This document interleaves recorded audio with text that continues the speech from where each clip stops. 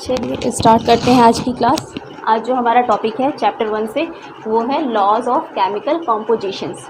Law of chemical compositions दिया गया ताकि हम ये समझ सकें कि जो एलिमेंट्स हैं वो कैसे कंबाइन करते हैं, क्या क्राइटेरिया है, वो कैसे कंबाइन करके एक कंपाउंड फॉर्म करते हैं, कंपाउंड्स को कैसे बनाते हैं। एलिमेंट्स जैसे कि हम जानते हैं लिथियम है, ब्रोमीन है फॉर एग्जांपल, सोडियम है, पोटेशियम है, ये सारे क्या है एलिमेंट्स हैं। और ये अगर कंबाइन होते हैं, जैसे कि हम एग्जांपल्स देखते हैं, कार्बन डाइऑक्साइड क्या एक कंपाउंड है। अगर हम बात करें वाटर H2O, ये क्या एक तरह का कंपाउंड है। HCl, ये सारे ये क्या है कंपाउंड है। H2SO4, कोई भी Na2CO3, हम किसी भी अगर हम ये देखें सारे एग्जाम्पल क्या हैं कंपाउंड्स हैं। तो ये कंपाउंड्स अलग अलग एलिमेंट्स से मिलकर बनते हैं। जैसे कार्बन डाइऑक्साइड में एक एलिमेंट है कार्बन, दूसरा है ऑक्सीजन। वैसे ही हाइड्रोजन में वाटर में क्या है एक हाइड्रोजन है, दूसरा ऑक्सीजन। अगर बात करें HCl की तो एक क्या है हाइड्रोजन और दूसरा क्लोरीन है। वैसे ही अगर देखें तो यहाँ 3 एलिमेंट से मिलकर कंपाउंड बना है, हाइड्रोजन, सल्फर और ऑक्सीजन। यहाँ पर सोडियम है, कार्बन है और ऑक्सीजन है। तो ये जो कंपाउंड्स बन रहे हैं, एलिमेंट्स किस क्राइटेरिया किस तरह से कंबाइन हो रहे हैं, इसको ही हम पढ़ते हैं under laws of chemical combination. और लॉज ऑफ केमिकल जो कॉम्बिनेशंस हैं वो दिया गया है, 5 लॉज दिए गए हैं समझाने के लिए हमें, ताकि कंपाउंड्स का फॉर्मेशन कैसे होता है, कौन से वो लॉज कैसे गवर्न करते हैं कंपाउंड के फॉर्मेशन को, वो हम समझेंगे। तो हमें जो टोटल लॉज पढ़ने हैं वो है 5 लॉज हमें पढ़ने हैं। सबसे पहला लॉ जो हमें पढ़ना है वो है हमारा law of mass of conservation है। लॉ ऑफ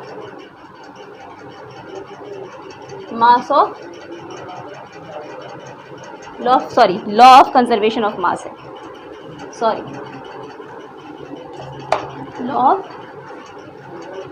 कंजर्वेशन ऑफ मास।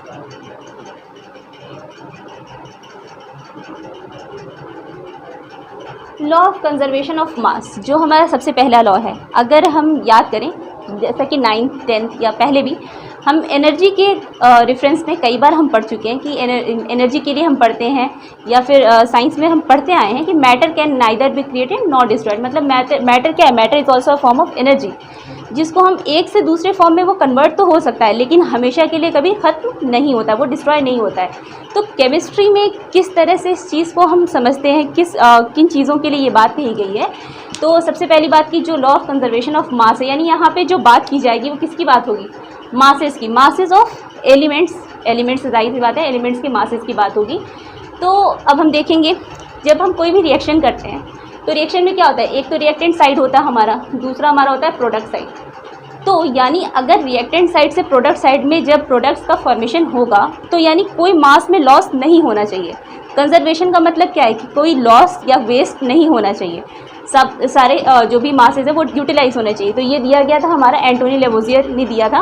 उन्होंने बहुत सारे कंबसन रिएक्शन कराए थे, मींस ऑक्सीजन के साथ बहुत सारे रिएक्शंस कराए थे अलग अलग कंपाउंड के, और उन्होंने चेक किया कि रिएक्टेंट साइड में जो भी मासेस हैं वो टोटल मास प्रोडक्ट साइड में ट्रांसफ़र हो रहा है।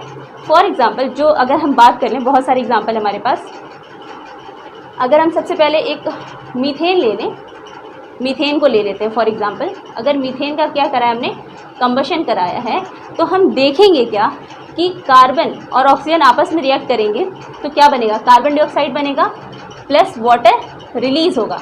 अच्छा, एक बात हमेशा याद रखना है कि जो भी रिएक्शंस हम करेंगे वो बैलेंस्ड होने चाहिए। तो कार्बन एक है, यहाँ पे भी एक कार्बन है, ऑक्सीजन देखिए अगर देखा जाए तो यहाँ तो 2 ही ऑक्सीजन है, यहाँ 2 ऑक्सीजन है, और यहाँ पे हाइड्रोजन 2 है, यहाँ पे 4 है। तो अगर हम इसको कर दें 2H2O तो ऑक्सीजन हमारा ये हो जाएगा, यहाँ पे भी 2 हो जाएगा। यानी 2 मोल ऑक्सीजन से जब रिएक्शन कराएंगे एक मीथेन का तो 1 मोल कार्बन डाइऑक्साइड और 2 मोल वाटर मिलेगा। हम मासेस चेक कर लेते हैं कि मासेस में चेंजेस आ रहे हैं कि नहीं आ रहे। अगर बात की जाए कार्बन के एटॉमिक मास की तो होता है 12 प्लस एक हाइड्रोजन का एटॉमिक मास है 1, तो 4 का क्या हो जाएगा 4। फिर यहाँ टोटल कितने ऑक्सीजन है, टोटल 4 ऑक्सीजन है, 2 × 2, तो 4 ऑक्सीजन का एटॉमिक मास क्या हो जाएगा 4 × 16। यहाँ पर देख लीजिए एक कार्बन है तो 12 प्लस 2 ऑक्सीजन है तो 32। यहाँ पर देख लेते हैं टोटल 2 मॉलिक्यूल है वाटर के, तो 2 हाइड्रोजन के लिए 2 प्लस एक ऑक्सीजन का 16, तो यहाँ पर हमारे पास आ जाएगा 16 प्लस 16 4 जा 64, यहाँ पर हमारे पास है 4 और 4 44 प्लस 18 और 2 36। ठीक है, सम अप करके देख लेते हैं। ये हो जाएगा हमारा 6 और 4 0 और 10 हो जाएगा, 1 कैरी 7 और 8 80 आ गया यहाँ पे टोटल एटॉमिक मासेस जो हम सम कर देंगे तो मीथेन और ऑक्सीजन का। यहाँ पर देखेंगे तो सम आएगा हमारा 4 और 6 10 हो जाएगा, 1 कैरी 4 और 3 7 1 8। हमने देखा कि जो एटॉमिक मास है रिएक्टेंट साइड पे जितना भी था एग्जैक्टली उतना ही एटॉमिक मास प्रोडक्ट साइड में आया, जबकि यहाँ पे रिएक्टेंट कुछ और था और प्रोडक्ट कुछ और है, लेकिन एलिमेंट्स चूँकि यहाँ से यहाँ ट्रांसफ़र हो रहे हैं तो एटॉमिक मास में कोई चेंज नहीं आएगा। इसको ही कहा गया है लॉ ऑफ कंजर्वेशन ऑफ मास। ठीक है, चलिए आगे बढ़ते हैं। जो सेकेंड लॉ है वो हमारा है law of definite proportion. Second law है हमारा वो है लॉ ऑफ डेफिनिट प्रोपोर्शन। इसको हम लॉ ऑफ डेफिनिट प्रोपोर्शन भी कहते हैं और लॉ ऑफ डेफिनिट कॉम्बिनेशन भी कहते हैं, लॉ ऑफ कॉम्बिनेशन भी कहते हैं, sorry law of combination. Means कि जो भी एलिमेंट्स हैं वो कैसे कंबाइन कर रहे हैं, उनके मासेस के बारे में यहाँ बात किया जाएगा। तो ये दिया था हम प्राउस ने, जोसेफ प्राउस ने, लॉ ऑफ डेफिनिट प्रोपोर्शन दिया था जोसेफ प्राउस ने। तो उनका कहना था कि जो भी एलिमेंट्स हैं जब वो कंबाइन करते हैं तो जो उनका एलिमेंट का रेशियो होता है वो हमेशा फिक्स रहता है, आइदर वो नेचुरल सोर्स से आए हो या आर्टिफिशियल सोर्स से आए हो या नेचर में प्रेजेंट अलग अलग सोर्स से भी उनको लिया गया हो। तो फॉर एग्ज़ाम्पल अगर हम बात करें यहाँ पे एनसीईआरटी में अगर बात की जाए तो एनसीईआरटी में जो लिया गया है वो है क्यूप्रिक कार्बोनेट की बात की गई है। क्यूप्रिक कार्बोनेट में होता है 3 एलिमेंट है, एक है कॉपर हमारा सबसे पहला, फिर कार्बन और ऑक्सीजन। इनके परसेंटेज की बात की गई है कि जो इनका परसेंटेज है, फॉर एग्ज़ाम्पल अगर नेचुरल सोर्स की ये बात करते हैं, इनका कहना है कि नेचुरल सोर्स में अगर ये x% था, ये y% था और ये z% था।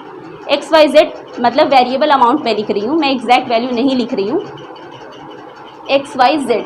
वैसे ही अगर हम बात करें आर्टिफिशियल मतलब हम उसको लैब में सिंथेसाइज कर रहे हैं या किसी भी रिएक्शन के दौरान उसका फॉर्मेशन हो रहा है, तो हम ये कह सकते हैं कि जो आर्टिफिशियल सोर्स है हमारा, वहाँ पे भी क्या हुआ, देखा गया कि जो परसेंटेज था, कैसा परसेंटेज, मास का परसेंट जो था वो था एग्जैक्टली सेम जो कि नेचुरल सोर्स से आए हुए क्यूप्रिक कार्बोनेट में था।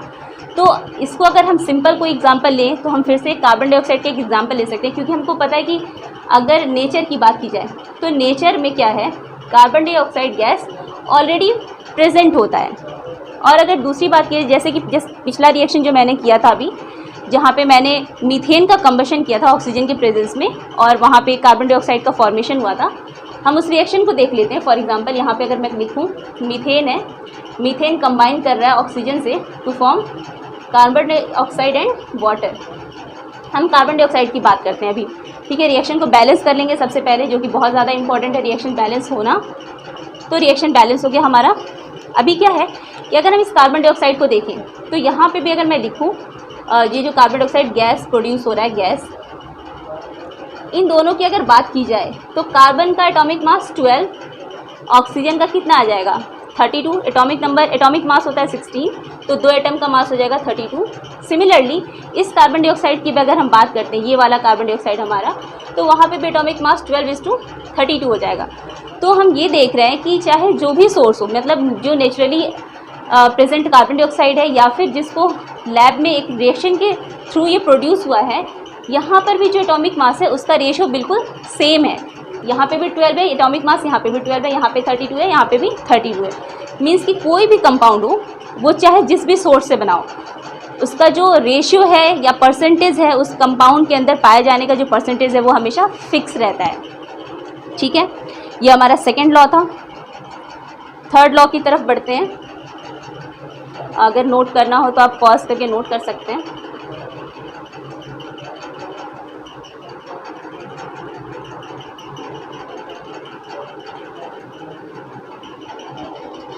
जो तीसरा लॉ है वो है लॉ ऑफ मल्टीपल प्रोपोर्शन।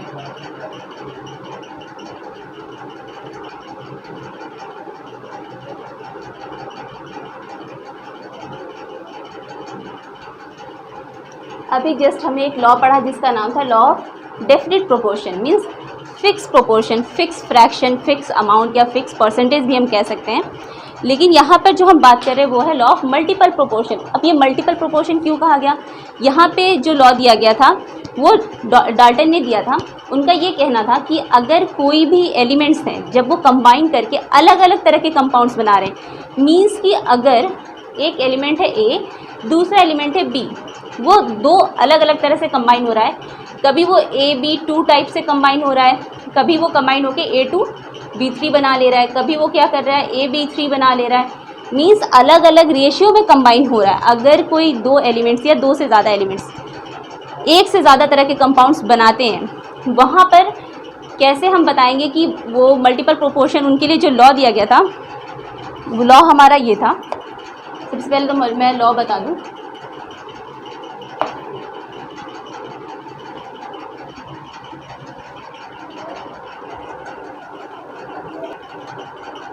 देखिए, तो हम देखेंगे कि जो लॉ ऑफ मल्टीपल प्रोपोर्शन है उसमें क्या बोला गया है। बोला गया कि if two elements can combine to form more than one compound, मतलब कि दो एलिमेंट्स, अगर कोई दो एलिमेंट फॉर एग्जांपल कंबाइन हो रहे हैं मोर देन वन कंपाउंड, एक से ज़्यादा कंपाउंड बनाने के लिए, the masses of one element that combine with a fix mass of the other element are in the ratio of small whole number. क्या मतलब है इसका, ये समझेंगे हम कि ये लॉ क्या समझाना चाह रहा है हमें। सबसे पहली बात यहाँ बात की गई है कि फॉर एग्जांपल कोई भी दो एलिमेंट है, फॉर एग्जांपल कोई भी दो एलिमेंट हमने लिया जो कि कंबाइन होने के बाद एक से ज़्यादा तरह का कंपाउंड बना रहा है, उसमें बात की जा रही है एक किसी ऐसे एलिमेंट की mass of one element that combines, जो कि कंबाइन हो रहा है, दोनों कंपाउंड में कंबाइन हो रहा है, वहाँ पे अ फिक्स मास, मतलब जो दूसरा एलिमेंट है उसका मास वो अगर फिक्स है तो क्या होगा कि जो पहला वाला है उस एलिमेंट का जो रेशियो होगा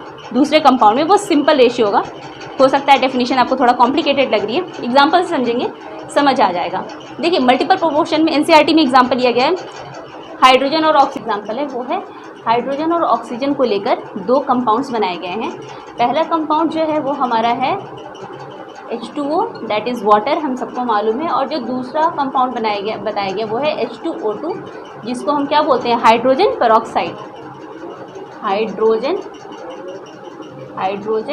पेरोक्साइड। ठीक है, हो सकता है बहुत लोगों को नाम नहीं मालूम है इसलिए मैंने लिख दिया, हाइड्रोजन पेरोक्साइड है। तो अगर हम इनकी बात करें दोनों की, यहाँ पर देखिए हाइड्रोजन, अगर हाइड्रोजन को देखें यहाँ पे कितने एटम्स हैं हाइड्रोजन के, दो एटम्स हैं, एटॉमिक मास मॉलिक्यूलर मास हो जाएगा हाइड्रोजन का 2, और यहाँ पे भी दो हाइड्रोजन है, यहाँ पे भी मास आ जाएगा 2। फिर हम बात करते हैं ऑक्सीजन की, यहाँ पे ऑक्सीजन कितना है, एक एटम है ऑक्सीजन का, एटॉमिक मास 16। यहाँ पे टोटल कितने एटम है ऑक्सीजन के, दो एटम है, तो यहाँ पे मास क्या हो जाएगा ऑक्सीजन का 32 हो जाएगा।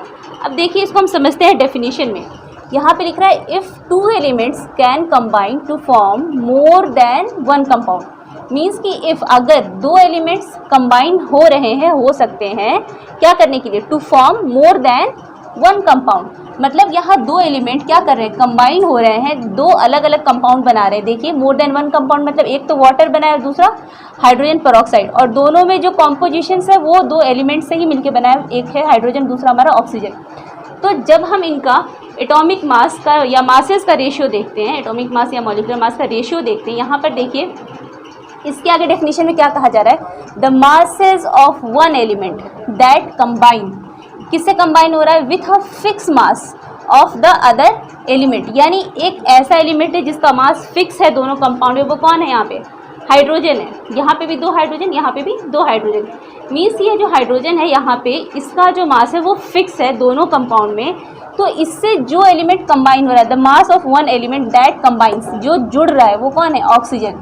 तो ये ऑक्सीजन के मास की यहाँ पे बात की जा रही, इसके लिए बोला जा रहा है कि कह रहा है कि are in the ratio of small whole number, means कि अगर जब हम इनका रेशियो निकाल दें, मतलब ऑक्सीजन, इस कंपाउंड में ऑक्सीजन का मास क्या है, इस कंपाउंड में ऑक्सीजन का मास क्या है, क्योंकि ये वेरी कर रहा है दोनों कंपाउंड में और ये इनके मासेस तो सेम है, इसके रेस्पेक्ट में हम इसको देखेंगे। तो यहाँ पे मास में जो रेशियो निकलेगा उसको हम निकाल कर देख लेते हैं। यहाँ पे जो रेशियो आएगा हमारा ऑक्सीजन का वो आ जाएगा 16:32, दैट इज़ 1:2। तो हम देखेंगे कि एक सिंपल सा रेशियो आया है, बहुत छोटा सा नंबर है, होल नंबर है 1 और 2, 1:2। ये स्मॉल भी है, ये क्या है, स्मॉल भी है, और क्या है, होल नंबर भी है। ठीक है, होल नंबर भी है, कोई फ्रैक्शन या डेसिमल नहीं है, कंप्लीट होल नंबर है और एक स्मॉल वैल्यू है इसकी। तो इसको ही कहा गया है लॉ ऑफ मल्टीपल प्रोपोर्शन। ज़रूरी नहीं है कि दो एलिमेंट सिर्फ दो ही तरह के कंपाउंड बना सकते हो, दो से ज़्यादा कंपाउंड बनाते हैं। नाइट्रोजन के गैसेस जो भी नाइट्रोजन ऑक्साइड बहुत तरह के हैं, आप आगे चल के आपको पढ़ने को भी मिलेगा। लेकिन अगर जो छोटे छोटे एग्जाम्पल की मैं बात करूं, अगर ये आप खुद से चेक करके देखिएगा, कार्बन और ऑक्सीजन को लिया गया। सपोज करिए एक एलिमेंट है कार्बन, दूसरा है ऑक्सीजन, इससे बनने वाले दो कंपाउंड हैं। एक तो कार्बन मोनोऑक्साइड, क्या है, carbon monoxide that is CO, और एक है carbon dioxide that is CO2। इसको हम हमेशा से जानते हैं, कुछ बच्चे इसको जानते होंगे जिन्होंने अच्छे से पहले 10th वगैरह जिन्होंने पढ़ा है सही से, उनको मालूम होगा। लेकिन आप देख लीजिए कार्बन मोनोऑक्साइड, ये कार्बन डाइऑक्साइड है। दूसरा एक एग्जांपल देख लीजिएगा आप, इन पे भी सेम यही अप्लाई करके चेक करिएगा कि इनका जो स्मॉल होल नंबर का रेशियो आ रहा है वो कैसा आ रहा है, होल नंबर रेशियो आ रहा है या नहीं आ रहा है, स्मॉल है या नहीं है। कार्बन यहाँ पे क्या है, फिक्स है, कार्बन का एटॉमिक नंबर फिक्स है, ऑक्सीजन का वेरी कर रहा है, इसका मतलब ऑक्सीजन का एटॉमिक मास यहाँ वेरी कर रहा होगा। वैसे ही सल्फर और ऑक्सीजन को जब लिया गया तो यहाँ पे भी दो कंपाउंड पढ़ सकते हैं आप, एक तो सल्फर डाइऑक्साइड गैस, एक सल्फर SO3। ठीक है, ये दोनों गैसेस को आप चेक करके देखिएगा कि जो इनका रेशियो आ रहा है वो होल नंबर रेशियो है या नहीं है, और स्मॉल वैल्यू आ रही है कि नहीं आ रही है। इसके बाद हम बात करेंगे फोर्थ लॉ की।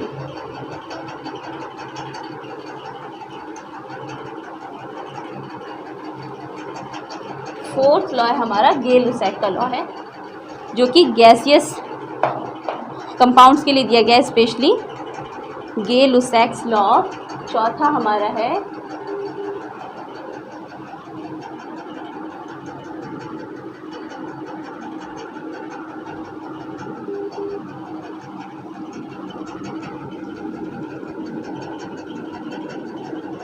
Gaseous volume.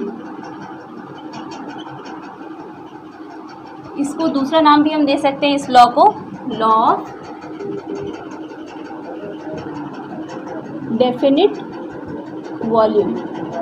जैसे कि पीछे हमने पढ़ा था अभी, जस्ट सेकेंड लॉ मैंने आपको बताया था, जैसे लॉ ऑफ डेफिनिट प्रोपोर्शन, ठीक वैसा ही है। वहाँ पे हमने बात की थी एटॉमिक मासेस के, एलिमेंट्स के।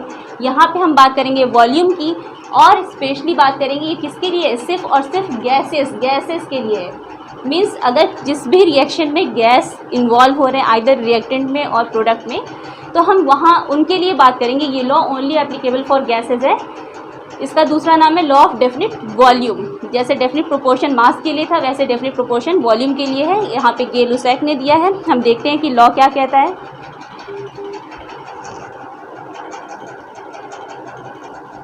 चलिए बात करते हैं गे-लुसैक्स लॉ की। तो ये है गे-लुसैक लॉ। इस लॉ के अकॉर्डिंग देखिए क्या कहा गया है, वो ये है कि जो गैसेस है, गैसेस कंबाइंस, जुड़ते हैं और are produced in a chemical reaction, they do so in a simple ratio by volume provided all gases are at same temperature and pressure। Means एक रिएक्शन में जब गैसेस कंबाइन हो रहे हों या जो प्रोड्यूस हो रहे हैं किसी भी केमिकल रिएक्शन में, वो सिंपल रेशियो बाय वॉल्यूम, बात किया जा रहा है कि जो इनका वॉल्यूम का जो रेशियो होगा वो कैसा होगा, वो एक सिंपल रेशियो होगा। ठीक है, और सारे गैसेस के जो टेम्परेचर और प्रेशर होने चाहिए वो कॉमन होने चाहिए, सेम होने चाहिए। जिसके लिए एग्जाम्पल लिया गया NCERT में। देखिए हाइड्रोजन, हमने वाटर के लिए देखिए एक हाइड्रोजन गैस दिया गया, कितना 100 ml combine with 50 ml of oxygen. ये क्या हो रहा है, ऑक्सीजन से कंबाइन हो रहा है, 50 ml ऑक्सीजन से कंबाइन हो रहा है to give 100 ml of water vapour. Means यहाँ जो वाटर बन रहा है वेपर फॉर्म में बन रहा है, मीन्स गैसियस फॉर्म में बन रहा है, कितना 100 ml। तो यहाँ पर ये कहा जा रहा है कि अगर हम यहाँ जो रेशियो है, मीन्स हाइड्रोजन और ऑक्सीजन जो कंबाइन हो रहे हैं, अगर इनका आपस में भी रेशियो जब हम चेक करेंगे, मीन्स 100:50 ml चेक किया जाए तो रेशियो क्या आएगा, 2:1। ठीक है, या फिर अगर हम इसका रेशियो चेक करते हैं हाइड्रोजन गैस का और वाटर वेपर का, तो 100:100 मीन्स 1:1। ठीक है, ये इनका रेशियो है। हाइड्रोजन और ऑक्सीजन के लिए अगर हम हाइड्रोजन और वाटर सॉरी, इसका जब रेशियो चेक करेंगे तो ये आएगा। और हाइड्रोजन और ऑक्सीजन का रेशियो चेक कर रहे हैं तो 2:1 आ रहा है। मीन्स कि जो भी गैसेस यूज़ किए जा रहे हैं रिएक्शन में और जो गैसेस प्रोड्यूस हो रहे हैं, अगर उनका टेम्परेचर प्रेशर सेम है तो उनका जो रेशियो होगा वॉल्यूम का वो भी एक सिंपल होल नंबर ही होगा। ठीक है, वो एक सिंपल रेशियो में ही कंबाइन करते हैं। ओके, और ये हमेशा एप्लीकेबल है गैसेस के लिए। अगर कोई लिक्विड बन रहा है किसी रिएक्शन में या फिर कोई सॉलिड बन रहा है, उन पे ये लॉ एप्लीकेबल नहीं है। ओके, अब बात करेंगे 5th लॉ की तरफ आगे बढ़ेंगे।